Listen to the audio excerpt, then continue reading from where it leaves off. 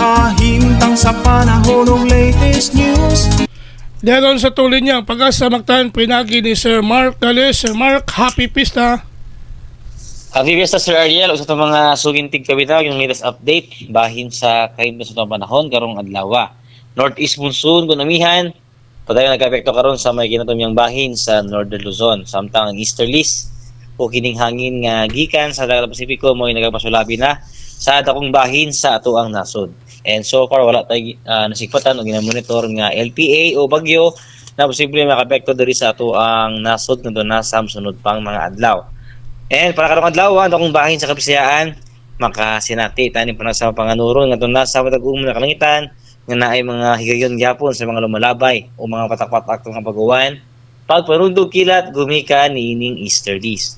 And para sa kimna sa hangin o sa katagatan diri sa Kabisayaan padayon na makasinati sa hinay ngadto na sa kasarangan na buhros sa hangin nga gikan sa amihan ng silangan diin ato ang katagatan magpabiling magmalinaw ngadto na sa kasarangan ang mga pagbalod.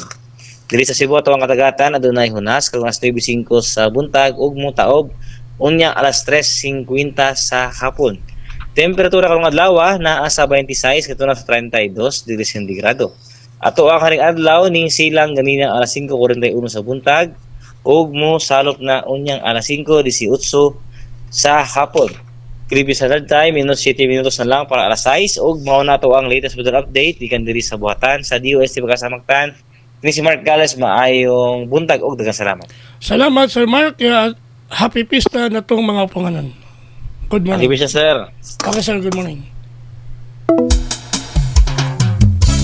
Inyo gadabati si Sir Mark Gales ang atong weather specialist gikan sa Pag-asa magtan nagagatod sa atong dagan sa kahimtang sa panahon nining adlaw Huwebes pizza 21 tuig 2024.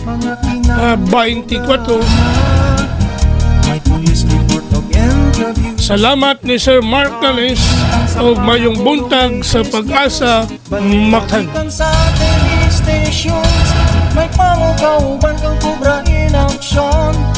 Manaw ka o paminaw sa'yo sa tabong tago.